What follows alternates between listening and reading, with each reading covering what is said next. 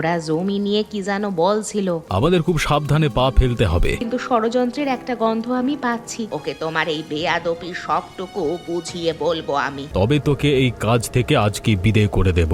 দলিল মায়ের হাতে কিভাবে গেল? মায়া এত বড় সাহস পায় কোত্থেকে আমার সম্পত্তি বিক্রি করার? তুমি আমাকে ঠকাতে চেয়েছিলে কেন মায়া? তুমি এই মুহূর্তে আমার ঘর থেকে বেরিয়ে যাও। তোমরা কি তবে সবকিছু ষড়যন্ত্র করেছিলে?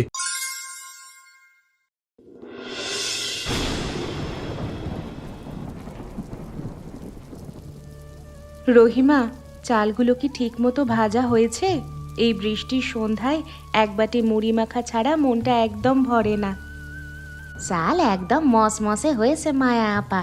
আপনার শাশুড়ি আম্মা যেন না জানতে পারে। উনি জানলে আপনার কপালে আজ আবার অহেতুক ঝগড়া আছে। বৃষ্টির দিনে এক বাটি মুড়ি আর একটু আমের আচার কি এমন অপরাধ? নিজের হাতের বানানো আচারের ঘ্রাণ নিলে সব কষ্ট ভুলে থাকা যায়। আপনার হাতের আচারের স্বাদই আলাদা, কিন্তু ওই বিষাক্ত জিওয়াগুলোর কথা ভাবলে ভয় লাগে। জুলেখা আপা তো সারাক্ষণ আপনার পেছনে আড়ি পেতে থাকে। আমি তো কারো কোনো ক্ষতি করি না, তবে কেন আমার ওপর এত নজর? এই বাড়িতে আসার পর থেকে শুধু অবহেলাই পেয়ে আসছি সারাক্ষণ। মাটির গুণ যেমন সব সয়, আপনিও তেমন সব সহ্য করছেন আপা। কিন্তু বেশি সহ্য করলে মানুষের মাথায় চড়ে বসে, সেটা বুঝছেন না আপনি। প্রতিবাদ করার শক্তিটা বোধহয় ওপরওয়ালা আমাকে দেননি এই পোড়া কপালে। আমি শুধু একটু শান্তি চেয়েছিলাম। এই চাওয়াটাই যা সামান্য অপরাধ আমার জীবনের। শান্তি এই বাড়িতে সোনার হরিণ। আপনি বড় একটা চক্রান্তের মাঝে পড়ে আছেন। আপনার ভাসুর আর শাশুড়ি সুযোগ পেলেই ফিসফাস কথা আমার কানে মোটেও ভালো ঠেকছে না।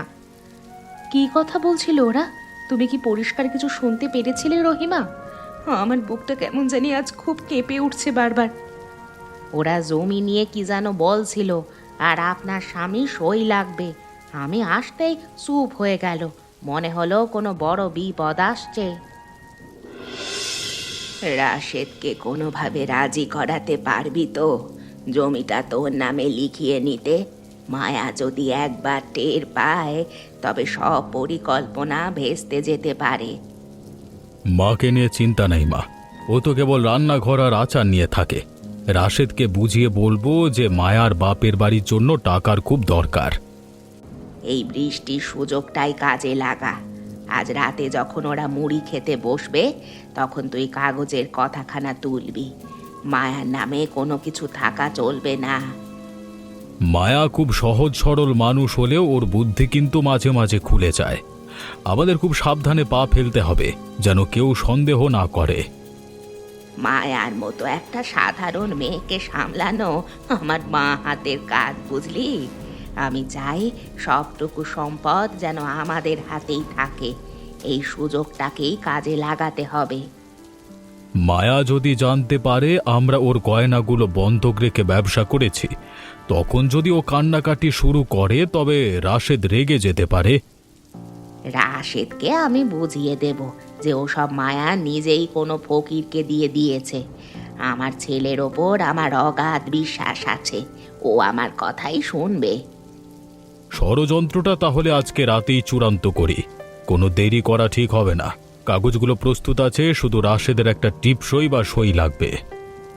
জুলেখাকে বলেছি মায়ার নজর অন্যদিকে সরিয়ে রাখতে যখন আমরা কথা বলবো। মায়া যেন বারান্দার পাশে আসার কোনো সুযোগ না পায় এই সন্ধ্যায়। ঠিক আছে মা, তুমি তোমার কাজ করো আর আমি বাকিটা দেখছি। আজকের এই বৃষ্টির সন্ধ্যা আমাদের জন্য বড় একটা ভাগ্য নিয়ে আসবে। ভাবি, বড় একটা বাটি করে মুড়ি মাখাও তো দেখি, কত স্বাদ তোমার। আমি এখানে বসে ঝাল পেঁয়াজ কাটছি, তুমি শুধু আমের আচারটা দাও। তুমি পেঁয়াজ কাটছো? এ দেখে আমি অবাক হচ্ছি। হঠাৎ আজ এত কাজ করছো তুমি? আমি আচার নিয়ে আসছি, একটু অপেক্ষা করো জুলেখা, তাড়াতাড়ি দিচ্ছি সব। মাঝে মাঝে কাজ করতে ভালোই লাগে ভাবি, বিশেষ করে এমন বৃষ্টি নামলে। তুমি কিন্তু আচারটা একটু বেশি করেই দেবে, টক ঝাল আমার খুব প্রিয়। আচারটা এবার খুব ভালো হয়েছে, সরিষার তেল আর মশলার ঘ্রাণটা বেশ। কিন্তু আমার মনটা কেন জানি আজ খুব বেশি অস্থির হয়ে আছে। অস্থির হওয়ার কি আছে? তুমি তো ভালোই আছো, রাজার হালে আছো এ বাড়িতে, খাবে দাবে আর ঘুমাবে, আর তো কোনো চিন্তা নেই তোমার মাথায়। তোমাদের কাছে সব সহজ মনে হয়, কিন্তু আমি জানি কতটা কষ্টে আছি আমি। তবু আজ মুড়ি মাখাটা সুন্দর করে করব, যেন সবাই তৃপ্তি পায়। কথা বেশি না বলে কাজে হাত দাও। মায়ের খুব ক্ষুধা পেয়েছে বললেন, দেরি করলে আবার মেজাজ দেখাবেন, সেটা নিশ্চয়ই তুমি চাও না এখন। শাশুড়ি মা তো সবসময় মেজাজ দেখান, নতুন করে চাওয়ার কিছু নেই। আমি শুধু চাই আমাদের মাঝে যেন কোনো দূরত্ব না তৈরি হয়।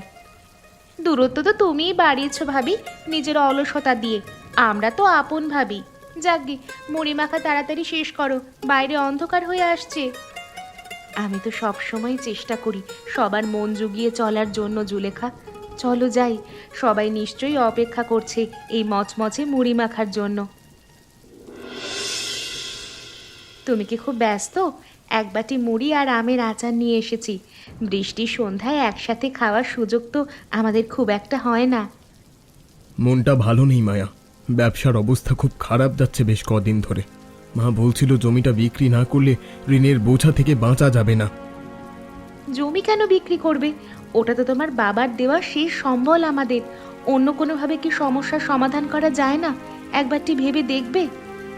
তুমি এসবের কি বুঝবে মায়া? তুমি শুধু রান্না আর ঘর সামলাও। মা আর বড় ভাই যা সিদ্ধান্ত নিয়েছেন সেটা বোধহয় সবার জন্যই ভালো। মা আর ভাইজান যা বলছেন তাতে কি আমার কোনো মতামত নেই? আমি তো এই পরিবারেরই অংশ, আমারও তো কিছু বলার অধিকার আছে। তোমার অধিকার নিয়ে কেউ কাড়াকাড়ি করছে না, শুধু বিপদের কথা ভাবছি। টাকা এখন খুব জরুরি, না হলে বাজারে আমাদের মুখ দেখানো যাবে না। আমার গয়নাগুলো তো আছে, সেগুলো দিয়ে কেন কাজ চালানো যাচ্ছে না? বারবার কেন জমির ওপর নজর পড়ছে সবার? আমার খুব সন্দেহ হচ্ছে। তুমি সব সময় সবাইকে সন্দেহ করো কেন মায়া? এটা মোটেও ভালো স্বভাব না। মা আমার শত্রু নন, উনি আমাদের ভালোর জন্যই এত ভাবছেন। আমি কাউকে শত্রু বলছি না, কিন্তু ষড়যন্ত্রের একটা গন্ধ আমি পাচ্ছি। দয়া করে কোনো কাগজে সই করার আগে একবার ভালো করে পড়ে নিও। কাগজ পড়ার সময় এখন নেই।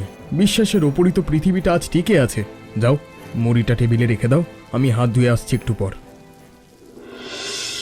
মুড়িতে আমের আচারের তেলটা একটু বেশি হয়ে গেছে বলে মনে হচ্ছে। মায়া, তোমাকে বরাবর বলেছি হিসেব করে খরচ করতে, কিন্তু তুমি তো শোনো না। আপনি তো সেদিন বললেন টক বেশি দিলে স্বাদ ভালো হবে মুড়ি মাখার। আমি তো আপনার কথা মতোই সব তৈরি করেছি, এখন দোষ দিচ্ছেন কেন মা? তর্কে যে তুমি বেশ ওস্তাদ হয়ে উঠেছো তা তো আগেই বুঝতে পেরেছি। বড়দের কথার ওপর কথা বলা আমাদের বংশের কোনো মেয়ে শেখেনি কোনোদিন। আমি তর্ক করছি না মা, শুধু সত্যি কথাটা আপনার সামনে তুলে ধরলাম। আপনি যখনই আমাকে বকা দেন আমি নীরবে মেনে নিই সব সময়।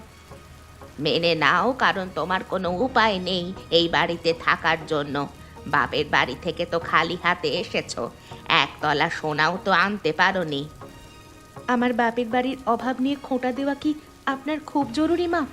তারা গরিব হতে পারে, কিন্তু তারা চোর বা ষড়যন্ত্রকারী নয় অন্তত পক্ষে। ষড়যন্ত্রকারী বলছো আমাকে? এই সাহস তুমি কোথায় পেলে মায়া? আজ রাশেদ আসুক, ওকে তোমার এই বেয়াদপি সবটুকু বুঝিয়ে বলবো আমি। আমি কোনো বেয়াদবি করিনি। আপনি আমাকে অহেতুক অপমান করছেন খাবার টেবিলে। বৃষ্টির এই সুন্দর সন্ধ্যায় শান্তিটুকুও কি আমার কপালে জুটবে না? শান্তি তো তোমার কপালে নেই, কারণ তোমার স্বভাব খুব কুটিল মায়া। যাও এখান থেকে, আমার সামনে থেকে বিদায় হও। এখনই খাবার নিয়ে যাও। আমি যাচ্ছি মা, কিন্তু মনে রাখবেন অন্যায় করে কেউ কোনোদিন সুখী হতে পারেনি। আপনার মনের ভেতরের যে কালো মেঘ জমেছে তা বৃষ্টির চেয়েও ভয়ঙ্কর।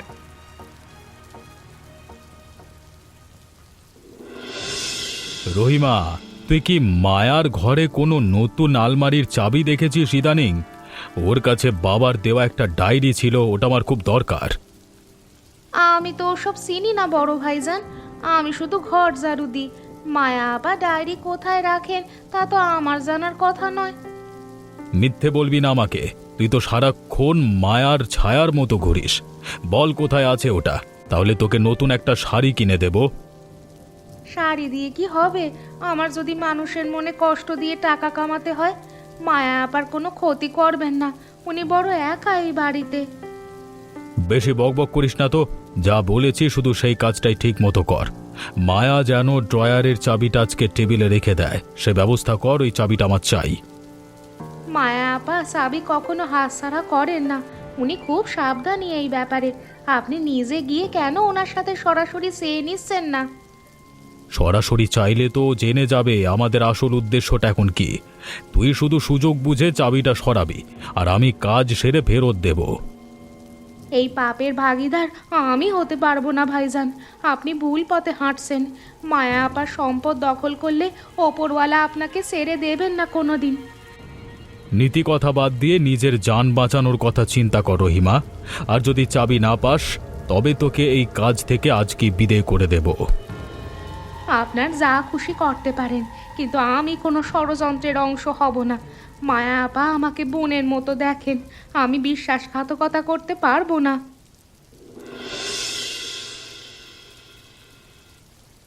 জানলার পাশে দাঁড়িয়ে কাঁদছো কেন ভাবি? বৃষ্টির জল কি নোনা লাগছে? মা একটু কড়া কথা বলতেই তোমার চোখে গঙ্গা বয়ে যাচ্ছে। চোখের জল এমনি আসে না জুলেখা, যখন বুকটা অপমানে ফেটে যায়। তোমরা সবাই মিলে আমাকে পর করে দিচ্ছ, আমি তা পরিষ্কার বুঝতে পারছি। পর করছি না, আমরা শুধু আমাদের পরিবারের ভবিষ্যৎ নিয়ে খুব চিন্তিত। আর জমিটা যদি ভাইয়া কালাম ভাইয়ের নামে দেয় তাতে তোমার সমস্যা কি? সমস্যা হচ্ছে ওটা আমার শ্বশুরের দান করা সম্পত্তি, আমার সন্তানের জন্য। তোমরা কি চাও আমার সন্তানের ভবিষ্যৎ অনিশ্চয়তার মুখে পড়ে যাক? সন্তানের কথা পরে ভেবো, আগে বর্তমানের ঋণের কথা চিন্তা করো তুমি। আর মরা শ্বশুরের দোহাই দিয়ে লাভ নেই, দলিল এখন মায়ের হাতে আছে। দলিল মায়ের হাতে কিভাবে গেল? ওটা তো আলমারিতে তালা বন্ধ ছিল আমার ঘরে। তোমরা কি তবে গোপনে আমার ঘরে ঢুকে চুরি করেছো ওটা? চুরির কথা মুখে এনো না ভাবি, ওটা আমাদের পৈতৃক বাড়ি ও জমি। মা ওটার আসল মালকিন, তুমি তো শুধু উড়ে এসে জুড়ে বসা বউ। উড়ে এসে জুড়ে আমি বসিনি, এই সংসারের জন্য আমি আমার রক্ত জল করেছি। আজ যখন স্বার্থে আঘাত লেগেছে তখন আমি তোমাদের কাছে পর হয়ে গেলাম? বেশি নাটক করো না ভাবি, আজ রাতেই সব ফয়সালা হয়ে যাবে। তুমি শুধু বাটিগুলো পরিষ্কার করো আর মুড়ি খাওয়ার আয়োজন শেষ করো। তোমাদের এই মুড়ি খাওয়ার আনন্দ বেশিক্ষণ থাকবে না কোনোদিন জুলেখা, কারণ তোমরা আজ এক অসহায় নারীর অভিশাপ নিচ্ছ নিজের অজান্তেই। শোন রাশেদ, মায়া কিন্তু তলে তলে ওর ভাইয়ের নামে জমি লিখে দিচ্ছে, আমি সব গোপনে জানতে পেরেছি। কি বলছো মা? মায়া এত বড় সাহস পায় কোত্থেকে আমার সম্পত্তি বিক্রি করার? আমি তো ওকে বিশ্বাস করে সবকিছু দিয়েছিলাম। বিশ্বাসের মর্যাদা সবাই দিতে পারে না রে বাবা, ও বড় ধূর্ত মেয়ে। তুই এখন এই কাগজে সই কর, যেন জমিটা কালামের জিম্মায় চলে যায়। মায়াকে কি একবার জিজ্ঞাসা করবো না এই ব্যাপারে? হতে পারে এটা কোনো ভুল বোঝাবুঝি। মায়া তো এমন কাজ করার কথা নয়। জিজ্ঞেস করলে ও তো অস্বীকার করবেই, চোরের কি আর সাক্ষী থাকে? তুই যদি দেরি করিস তবে কাল সকালেই ও রেজিস্ট্রি অফিসে চলে যাবে। মায়া কেন আমার সাথে এমন করলো? আমি তো ওকে অনেক বেশি ভালোবাসতাম। বুকটা ফেটে যাচ্ছে রাগে আর অপমানে, আমি আর সইতে পারছি না। কান্না থামা, তুই তো পুরুষ মানুষ, আবেগ দিয়ে কি আর সংসার চলে? কলম ধর আর সইটা করে দে, তবেই আমরা এই বিপদ থেকে রক্ষা পাবো। সেই তো করছি মা, কিন্তু এরপর মায়ার সাথে আমি এক ঘরে থাকবো না। ও আমার বিশ্বাস ভেঙে চুরমার করে দিয়েছে। থাকার দরকার নেই, ওকে আমরা বাপের বাড়িতে পাঠিয়ে দেব কাল সকালে। কালাম সব ব্যবস্থা করেছে, তুই শুধু নিশ্চিন্তে এই কাজটা কর। ঠিক আছে মা, এই নিলাম কলম, আর করে দিলাম তোমার দেওয়া কাগজে সই। আজকের এই সন্ধ্যা আমাদের সম্পর্কের শেষ সন্ধ্যা হয়ে রইল চিরকালের জন্য।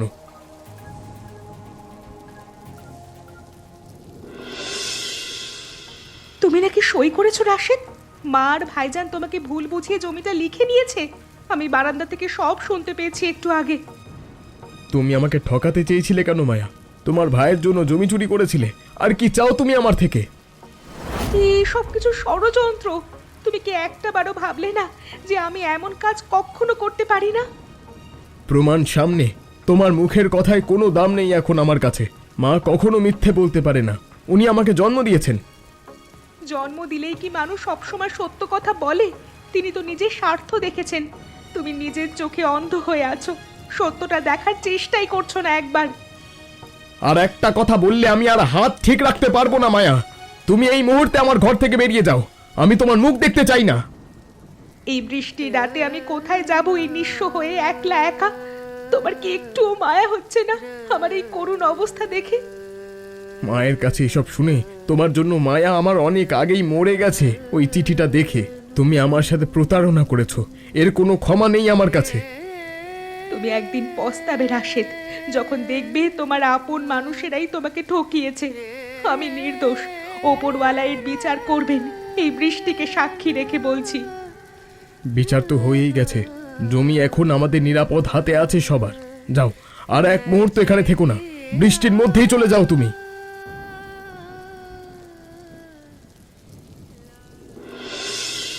আপা, আপনি এই বৃষ্টির মধ্যে কোথায় যাচ্ছেন পুঁটুলি নিয়ে একলা? আপনার শাশুড়ি মা কি তবে শেষ পর্যন্ত আপনাকে বাড়ি থেকে বের করে দিলেন? রহিমা, আমি হেরে গেছি ষড়যন্ত্রের কাছে। সত্য আজ বড় বেশি অসহায় এখানে। ওরা আমাকে চোর সাজিয়ে বিদায় করে দিল, কোনো কিচ্ছু না শুনেই। ওই দলিল সব মিথ্যা ছিল আপা, আমি সব জানি। বড় ভাইজান আমাকে বলেছিল চাবি চুরি করতে যেন দলিল নিতে পারে। আমি রাজি হইনি বলে উনি নিজেই এসব করেছেন। এখন জেনে আর লাভ নেই রহিমা। রাশেদ আমাকে আর বিশ্বাস করে না। যে সম্পর্কে বিশ্বাসী নেই সেখানে জোর করে থাকার কোনো মানে নেই। আপনি কি তবে বাপের বাড়ি চলে যাবেন নাকি অন্য কোথাও যাবেন এখন? আমি সাথে যাব আপনার। এই নরকে একা আমি থাকতে পারবো না।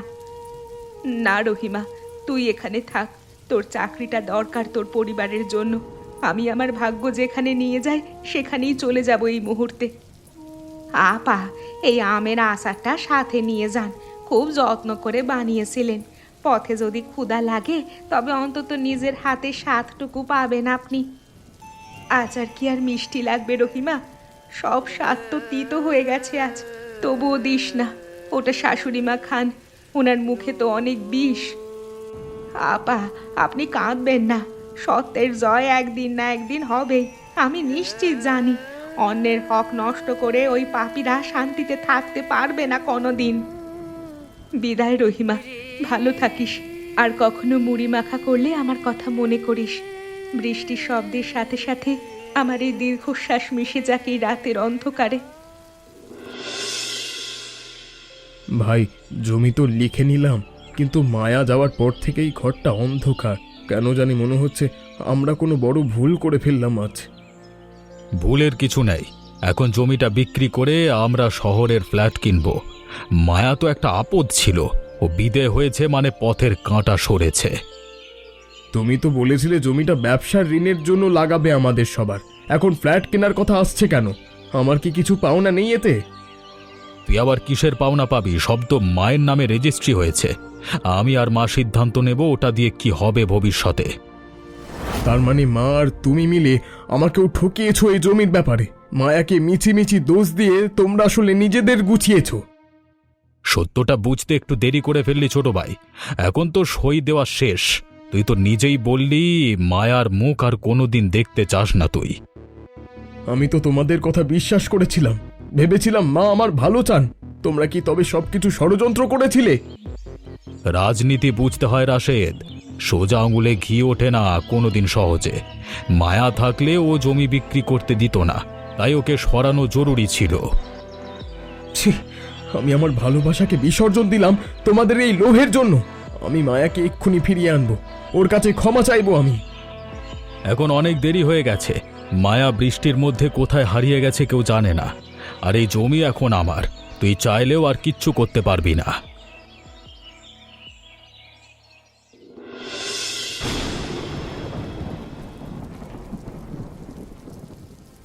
মায়া, মায়া শোনো, আমি সব জানতে পেরেছি। আমাকে মাফ করে দাও। আমি এসেছি তোমাকে খুঁজতে, দয়া করে এবার ফিরে তাকাও। এখন আর ফিরে তাকানোর কিচ্ছু নেই রাশেদ। যে বিশ্বাস একবার ভেঙে যায় তার আঠা দিয়ে জোড়া লাগানো যায় না। মা আর বড় ভাই আমাকে ধোঁকা দিয়েছে। আমি অন্ধ ছিলাম। আমি জমি ফেরত আনবো, সব ঠিক করে দেব। তুমি শুধু বাড়ি চলো। ঘর থেকে বের হওয়া সহজ, কিন্তু ভেতরে ঢোকা এখন পাহাড় সমান কঠিন। আমার সম্মান তো তোমরা ধুলোয় মিশিয়ে দিয়েছো সবার সামনে। আমি সবার কাছে হাত জোর করে বলবো যে আমি ভুল করেছিলাম মায়া। দয়া করে এই বৃষ্টির রাতে আমাকে এভাবে একা ফিরিয়ে দিও না মায়া তুমি। একা থাকা অনেক ভালো রাশেদ, অন্তত ষড়যন্ত্রের ভয় তো আর থাকে না সেখানে। তুমি তোমার মা আর ভাইয়ের সাথে সুখে থেকো এই নতুন সম্পত্তিতে। সম্পত্তি দিয়ে আমি কি করব যদি তুমি পাশে না থাকো আমার জীবনে? আমি সব ছেড়ে তোমার কাছে চলে আসব। আমাকে শুধু একটা সুযোগ দাও। সুযোগ অনেকবার দিয়েছিলাম, কিন্তু তুমি বারবার আমাকে অবিশ্বাস করেছো। বৃষ্টির এই রাতে আমের আচারের সেই টক স্বাদ এখন বিষ হয়ে গেছে। আমি জানি আমি অপরাধী, কিন্তু তোমার ভালোবাসার কি একটুও টান নেই আমার প্রতি? শেষবারের মতো বলছি মায়া, ফিরে চলো আমার এই শূন্য ঘরে।